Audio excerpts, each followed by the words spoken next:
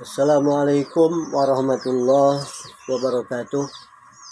Waalaikumsalam warahmatullahi wabarakatuh. Selamat pagi, salam sejahtera bagi kita semua. Alhamdulillah dalam keadaan sehat walafiat. Kita masih bisa melanjutkan mengikuti kuliah advokasi hukum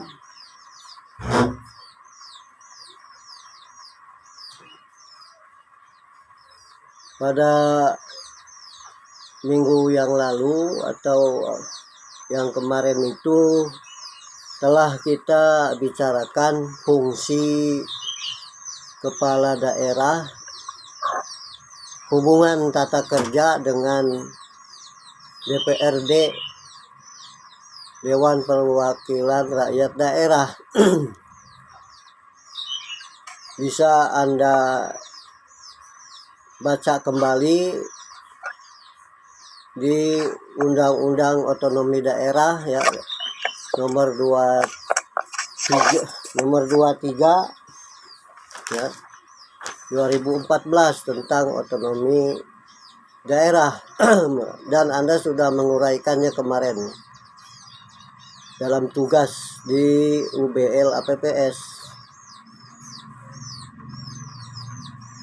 Kewenangan kepala daerah dengan DPRD dalam hubungan tata kerja, terutama fungsi DPRD ada 3 ya kalau tidak salah. Fungsinya apa ya? Fungsi pengawasan ya, membuat perda, fungsi anggaran ya, membuat yang lainnya. Ini perlu juga selalu dikoordinasikan dengan kepala daerah supaya cocok ya.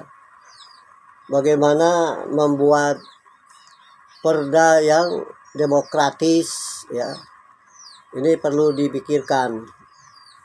Mungkin apakah sudah ada penelitian membuat perda peraturan daerah yang demokratis, yang partisipatoris, bisa diteliti untuk di provinsi, bisa di kabupaten atau kota ya. Ini bahan penelitian juga. Bagus sekali yang mengambil hukum tata negara ya, atau administrasi negara. Silakan dipersiapkan untuk bahan penelitian, sangat bagus sekali ya. Selanjutnya saya akan membicarakan kewenangan MK, hukum acara Mahkamah Konstitusi. Bisa saudara lihat undang-undangnya ya, yang terbaru nomor 8 tahun 2011 tentang MK. Yang terbaru perubahan ya, perubahan atas undang-undang yang sebelumnya, yaitu nomor 24 ya tahun 2003. Bisa dilihat proses beracara di MK ini.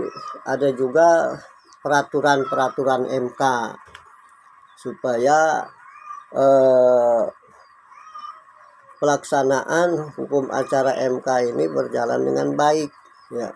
Itu bisa Anda pelajari buku-bukunya ya, Mahkamah Konstitusi, hukum acara Mahkamah Konstitusi.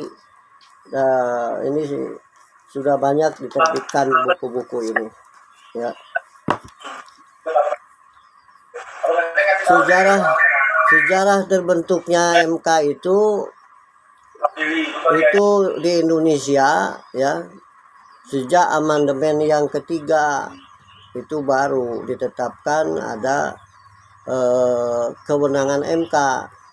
Bisa dilihat di Undang-Undang Dasar NRI 1945 ya. Itu dilihat di pasal 23C ya. Apa isinya ya? MK itu mengadili tingkat pertama dan terakhir dan tidak ada banding. Tidak sama dengan peradilan-peradilan umum yang lainnya, peradilan agama, peradilan militer, peradilan petun dan lain sebagainya. Jadi sifatnya final. Kalau sudah diputuskan ya sudah, tidak ada banding. Inilah bedanya dengan peradilan-peradilan yang lain ya. Selanjutnya,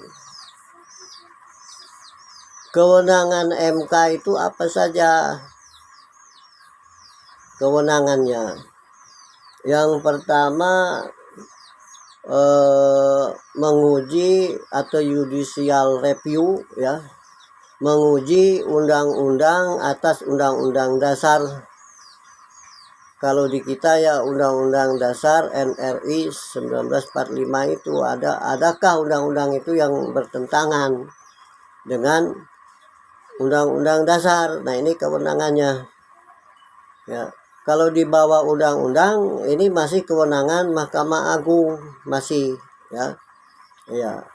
Kemudian menguji apa?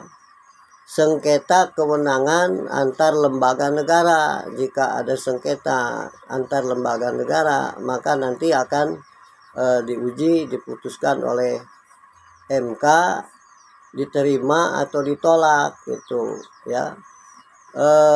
Kemudian menguji membubarkan partai politik jika ada partai politik yang bertentangan dengan Pancasila dan Undang-Undang Dasar 1945 jika ada yang bertentangan.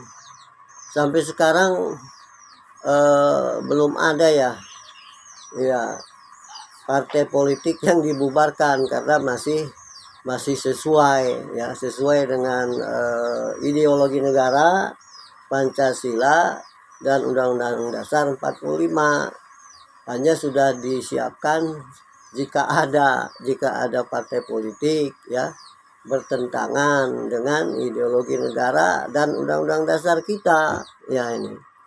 Kemudian kewenangan selanjutnya yang keempat ya menyelesaikan konflik ya dalam pemilu.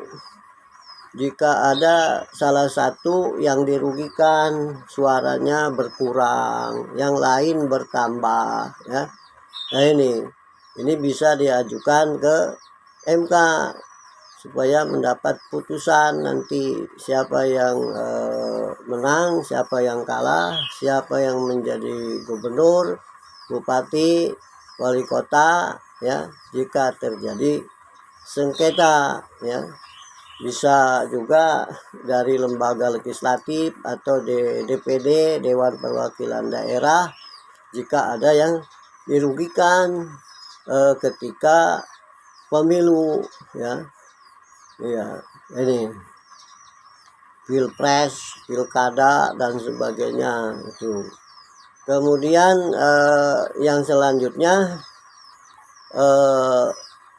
MK ini menguji ya jika ada putusan dari DPR ya, bahwa presiden atau wakil presiden itu telah melanggar konstitusi atau melanggar Pancasila atau korupsi misalnya ya. Hasil pengawasan dari DPR ya, hasil pengawasan bahwa presiden itu ditetapkan misalnya melanggar konstitusi atau undang-undang dasar atau melanggar yang lain ya. ya yang kaitan dengan hukum. Nah ini nanti akan diuji, akan ditetapkan oleh MK itu, bisa diterima, bisa ditolak ya. Memang kalau urusan pemakzulan presiden, mengganti presiden itu cukup panjang ya, cukup panjang sekali ya. Bisa berjalan enggak pengawasan itu, karena DPR-nya itu kebanyakan dari mana juga ya, yang jadi presiden dari partai mana, kemudian DPR-nya juga yang banyak dari partai mana, ya kan. Ini kebetulan begitu kan kenyataannya. Apakah dimungkinkan? Ya mungkin saja semua itu kan, ya namanya hukum kan gitu. Jadi setelah ada putusan DPR bahwa melanggar tadi itu, baru diajukan ke MK, diuji oleh MK. Ya setelah putus, baru nanti mau ada sidang istimewa MPR ya. Ada sidang istimewa MPR. Ini berbeda dengan kalau presiden itu mengundurkan diri atau meninggal ya. Ya berbeda lagi ya. Itu mah tidak harus ke MK kalau itu dengan sendirinya, kalau itu ya. Nah ini jadi mungkin nanti saudara juga ada tugas bagaimana proses pemakzulan presiden ya, menurut